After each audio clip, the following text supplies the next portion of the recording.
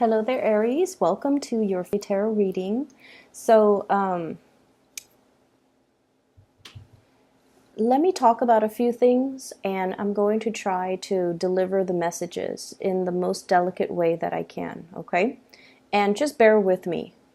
If the first 5 minutes seems like it resonates with you, just please bear with me for the first 5 minutes. If it seems like it resonates with you, please watch the video, because I feel like there are important things that are coming through that you need to be aware of. So I see a lot of warning signs and red flags. And if it doesn't resonate, then of course, stop watching, and you can find other readers on YouTube. But I feel like there are some important messages that are coming through that you might need to hear in this reading. So if it pertains to you, please bear with me for the first 5 minutes and then move forward, okay? So first of all, what I see is I see this man. He's gliding, and he has these artificial wings on. And he's gliding over mountains, over trees, and I feel like he's some type of a self-proclaimed like superhero. And he's looking around for signs, looking around for people who might be in danger, or he's just scoping the landscape, trying to find exciting things to look at. And then he hears like a help, help, help, like a distress signals. He hones in, and then he sees this woman. She's like a damsel in distress. She's stuck in this tiny little crevice on the side of the mountain. There's probably like probably 2 feet, 2 feet of space. So she's stuck there on this crevice, and there's only 2 feet of space. And it's the side of the mountain. She doesn't know how to get down. She doesn't know, there's no way for her to climb back up to the cliff. There's no way for her to climb down, because it's a really, really far drop, okay? And then he sees her. He's all like, okay, I'm going to go save you. Hang in there. He lands on the crevice, 2 feet crevice. And then he goes, okay, I'm here. I'm going to save you. And then he tries to, get her away. And then he realizes, I have these artificial wings. I need a little bit of a running start before I can take off and soar. But the crevice is only 2 feet wide. It doesn't give him enough room to run, to gain momentum, and to get traction in order for him to, especially, glide, okay? And so we're in a little bit of a quandary here. So the scene kind of cuts out. So what I'm feeling happening here, and the later part of February, you're definitely in a very, very generous, self-giving type of a mood, okay? We have here the Six of Pentacles. This is a card about generosity, wanting to help people, wanting to assist people, wanting to dish out advice, wanting to give financial assistance to others who might be in a less fortunate situation. I see this for a lot of fire signs. You guys want to right wrongs. You guys want to balance out injustices in the world. So I feel like this is a very magnanimous, loving, selfless energy about you. And you do a lot for other people too. And I feel like, going back to that image, it seems as if you're giving into a situation, or you're trying to help somebody, but the Magician in the reverse, you might not exactly know how to go about it the right way, or they're only giving you a piece of the story and they're not giving you the complete picture. Okay, so there are two things at work here. The first thing is that, yes, you want to communicate and you want to be physically available to offer assistance in a situation. But in the process of offering assistance, in the process of giving that helping hand, like physically jumping in and helping somebody, you need to assess your surrounding, you need to assess your environment, and you need to make sure there is an exit strategy. Okay, so then what starts out as you going in to help this woman who's stuck on the side of the crevice of the mountain, then you both become stuck. Okay, so I feel like there is a situation here where we have to be a little bit more strategic. The Magician, this is somebody who knows the ins and out of a situation. They've already mastered the situation. When it's in the reverse position, I just feel like there are elements that you're not really taking into account. There are factors that you haven't considered. And it's sort of like, jump in first and then ask questions later, which might not be conducive to problem solving. When we problem solve, we have to know the ins and out, the beginning and the end. And we have to be able to look at a situation completely and thoroughly with full information in order for us to come up with the best and the most logical solution to that problem. So that's what I'm sensing here. And so the scene it weaves back in, and it's like a nighttime scene. And, so he and the woman have been waiting there for a really long time. It starts out in the daytime, and then the moon comes out, and they're both still on that crevice. So he's scanning his environment, and then he's realizing, I'm not going to be able to use these wings. And even if I have enough of a running start, I'm not going to be able to hold her and maintain my balance in order for us to soar away or to, land safely. And so he takes off the artificial wings. He sets it down and he tells her, we're going to climb down this mountain. There are trees. We're going to, try our best to grab onto these branches and, gradually make our way down to the base of the mountains. And then he tells her, I'm going to give you these wings. You need to hold on to it for me. That way I can carry you, or you can, climb on my back, and then I'll get us down safely. And she's so scared that she's just like, she's afraid of heights, or she's just really traumatized and she's really scared. So she doesn't really budge. Okay. She's just really scared. And so he's getting frustrated, trying to tell her, like, you need to help me. You can climb on my back, and then, I'll get you down safely. Trust me, trust me, trust me. And then finally she doesn't feel like she has a choice. And so she climbs on his back, and then it's like a really hard journey. It's a lot of work pulling his own weight, her weight, and the wings in order for them to gradually climb down from one branch, from one little crevice to the next. And then finally they arrive at the base of the mountain, and then she just kind of takes off. She's so scared that, she didn't realize, oh, thank you so much for helping me. She just sort of takes off, and then it cuts out again. So what I'm feeling in this situation is you really need to examine your environment. There is something here about looking at a situation very carefully before you jump in. And there's an element as well. I feel like trauma. You might be dealing with somebody who has dealt with a lot of trauma. They can't think correctly. They can't tell you a story in a linear, chronological, order. They can't really make sense of a situation. So when you're interacting with them and communicating with them, they're only telling you things that are most prominent, but they're not really telling you the beginning to the end. And you're not really asking the right questions because you guys are very solution oriented. You want to jump over the past, and you want to, okay, we're here right now. Let's focus on the now. Let's find a solution. But I feel like there are things that you have to unravel and make sense of and understand from the past so that you can have a more comprehensive solution to that situation. Does that make sense? What I'm feeling is,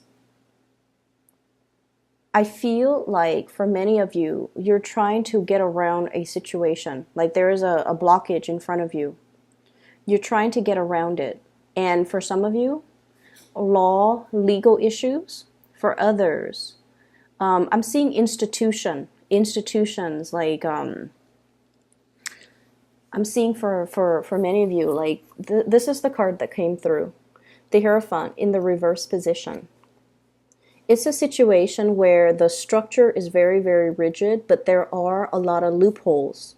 There are a lot of strategic maneuvering that you need to make in order for you to get around the situation. So if you were to kind of like attack it head on, you're not going to be able to gain traction. However, if you were to go back and look at the laws, look at the rules, look at the regulations, look at how things have been done in the past, look and study up, okay? He's reading a book here, so I feel like studying up, researching, being able to figure out logically how one thing connects to the other so that you can have full information before you can take on this task.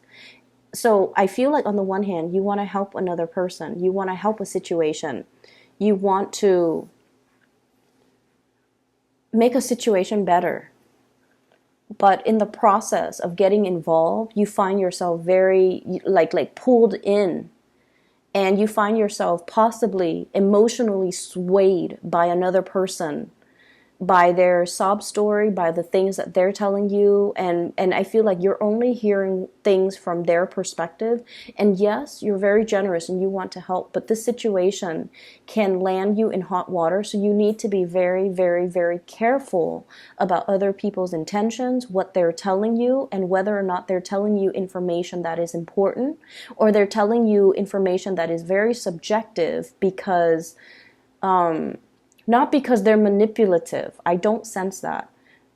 But because they could be dealing with trauma, and they could be giving you information that they think is important, but that doesn't really add to the fact finding that's necessary to arrive at a good solution. Does that make sense? I'm going to give you an example because I have some things that are coming out, okay? So I feel like somebody is telling you, the law says this, but I want you to do this, and there's some deviousness or there's some evasion of the law, okay? Either for financial gains or either to gain something. And in your mind, there are some red flags that are going off like, no, this is wrong because it's against the law. But I also feel like they're coming up with a very persuasive argument. And rather than focusing on the fact that, yes, it is against the law, they're focusing on the future, which is, yeah, but if you do this one thing, you're going to end up with all of these amazing opportunities and benefits.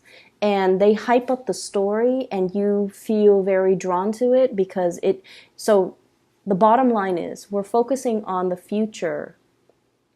If everything goes according to plan, we're going to get all of these benefits. However, what if things don't go according to plan? The future is all speculative. And so I want you to be a little bit careful about dealing with people who speculate, dealing with people who paint you this beautiful, amazing story, and then you jump in, and then you find yourself very, very stuck. So this is something I feel can be avoided and should be avoided.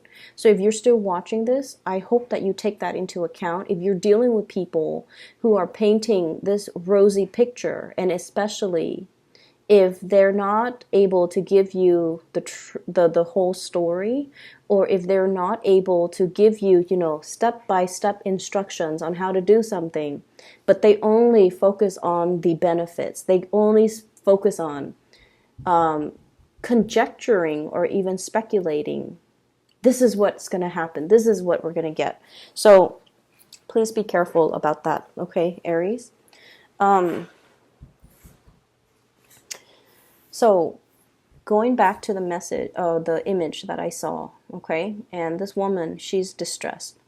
I feel like he spent the whole day, okay, he was stuck there, he found himself stuck, and then nightfall comes, and then he was very much focused on the solution. And I feel like the important question that is relevant, but that was not asked, was, hey lady, how'd you get on this side of the mountain? Did someone drop you here? Did someone retaliate? Did you do something bad? How did you find yourself on this tiny little crevice in the middle of nowhere on this mountain? I feel like that was a question that needed to be asked. How did you get yourself in this situation? Okay, and then the fact is that he helped her He pulled her weight, he pulled his own weight, he helped her down the side of the mountain, and then she just takes off without a thank you, without, that gratitude, without and she might have taken his wings too. I believe she was holding on to his wings. And so he finds himself, at the base of the mountain, and he's like, okay, what's going to happen to him? So I feel like you kind of need to really think about yourself a little bit more and think about what's going to happen to me at the end of this? What if things don't go according to plan? What if I have to make a detour? Is there a plan B? Are there ramifications? Are there, pitfalls? Are there things that I can do differently to get the same results? So there are a lot of questions that I feel are not being asked, and there are a lot of things that I feel are not being planned accordingly. If you're dealing with a family situation, I feel like you guys, it might be a family environment. You want to jump in, you want to give your 100%, you want to offer financial assistance, you want to help the other person do something. But I feel like their track record might not, look at their track record, look at their actions in the past. Don't look at the things that they're hoping to achieve. Look at what their track record says about their ability to follow through, their ability to be truthful and honest, and to, implement plans, and to be self-sufficient, and to do things on their own. Because I feel like some of you might be giving financial assistance to a person because they're like, oh, I've got this great business idea. I need, X amount of money. Can you loan me that money?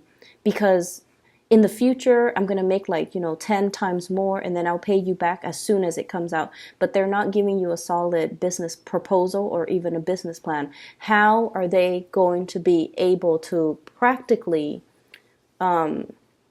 execute their plan? Is it feasible? So really look at their track record. I don't see there's anything bad. I feel like the person, their heart's in the right place. But I feel almost like they might not have been completely reliable in the past. Okay, so that's just something I want you to focus on. Okay, on the other hand, there is another person that I'm seeing over here. I have here the Princess of Wands. Princess of Wands is in the reverse position. And I'm not seeing this as a specific sign, like a fire sign, or even we have here the King of Cups, a water sign.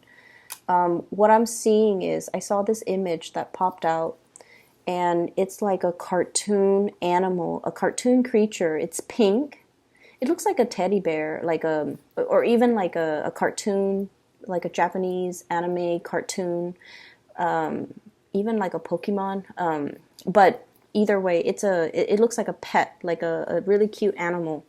It's pink, it has whiskers, it has ears, it has a fluffy tail, and it's really cute to look at. So it's in a home environment. And what I feel is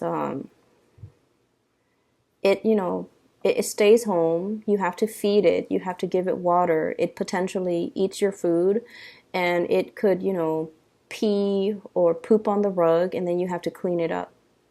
Okay, so I feel like there is somebody here that is kind of, I feel like they might be taking advantage of a situation, or they are creating a lot more work for you, and they're not really pulling their weight. They're not really pulling their weight. Sure, they're cute and cuddly and warm and comforting, and their presence is great. But I feel like that animal, it just looks cute. It doesn't really do anything. It doesn't even have a function. It doesn't guard your house. It's just something that's cute or pretty to look at. It eats your food. It dirties or soils your house. You have to constantly give it attention. You have to walk it. You have to take care of it. And so the energy exchange, the give and take, is really not reciprocal. I feel for some of you, you might be interested in a person, and you're courting them, like you're hardcore, like just full on showing them you're interested. You might be whining and dining the other person. I usually think of this as, the romantic person, the Casanova, the one that wines and dines others. You're showing somebody that you're really interested in them. You're very attracted to them as well. And I almost feel like they're aware of it, and they're kind of either milking it, or they have this sense of entitlement about them. Since you like me so much, why don't you take care of me? And I want you to be very, very careful about that, because I feel like for many of you, you don't mind. Because that generosity card came out first, you don't mind. But I feel like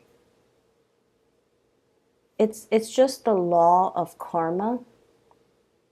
Things have to be reciprocal. Give yourself to reciprocal relationship partners. Give your time and your energy to people that are deserving of it, to people that appreciate it, and to people that will reciprocate for you. Because as we progress through life, you will start to notice too that energy and time are very limited. So we need to devote our energy and our time to people that deserve it, and to people that we want to share that space with and who can reciprocate for us. As we get older, and I feel like for many of you, you might be watching this, you guys are on the younger age spectrum. But as you get older, and this is what I've noticed too, the demands of work, the demands of friends, the demands of family, parents, aging parents, work, trying to get ahead in your work environment, you're being pulled. You're going to start to feel like you're being pulled in multiple directions. And you don't have a lot of your time to give. And you're going to find that you don't have a lot of energy to give to others.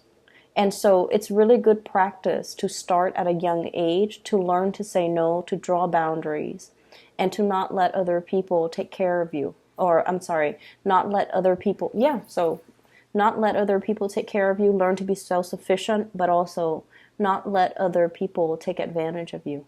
Okay? And then for some of you too, this could be your energy, the the Page of Wands. And there's somebody who's very, very, very much interested in you. They're like really attracted to you, really, really interested in you. They either want to take care of you, like, I feel like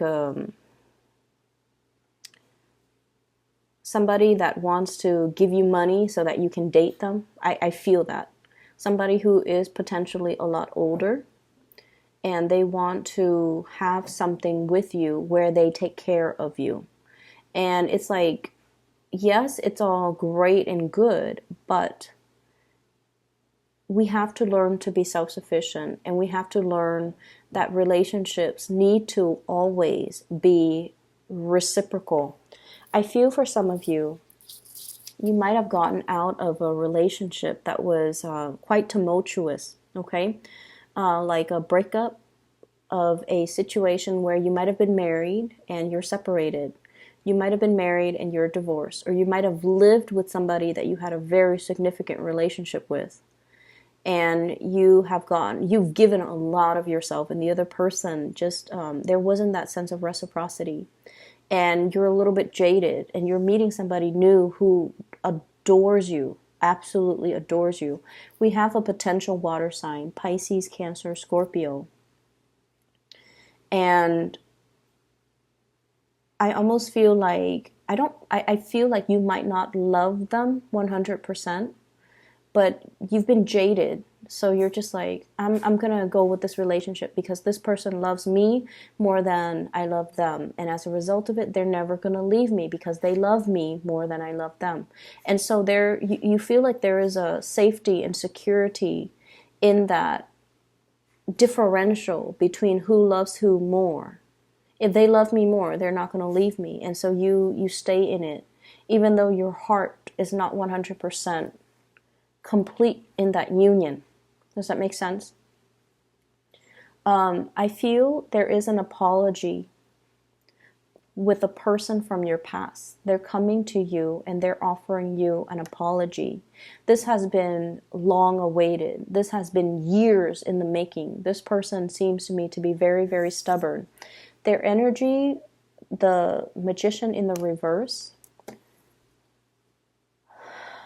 and I feel like there was a lot of love caught up with this person, and I feel like they're finally seeing the forest for the trees, and they're going to give you that apology. Okay? I hope the reading is helpful for you, Aries, and if you have, watched it, the entire video to this point, I feel like you have to be good to yourself.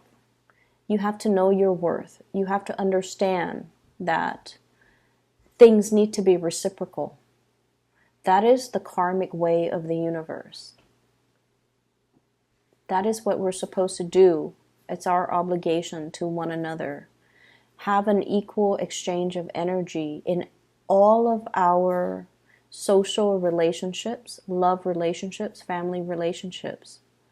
Because when things are lopsided and wobbly, there's always going to be, that day of reckoning when these imbalances need to be restored. And it can be a little bit, it's going to be usually a painful adjustment to restore these energetic imbalances, okay? Your day of reckoning here is coming because we have here the Judgment card, communication, contact, and we have this situation here. This is the Knight of Pentacles, and I feel like somebody is coming in because they want to offer an apology, and I feel like you've had a really long but also painful history with this person, Three of Swords, and they are aware of their actions in the past. And I feel like, with every type of an interaction, it requires, it takes two to tango, right? They're aware that they made some mistakes. They're aware of their actions. They're aware of how the things they did and the things they say affected you. And so I feel like you have a long-awaited apology that's coming through. I hope this reading is helpful. Once again, final announcement, I promise. Okay, take care of yourself.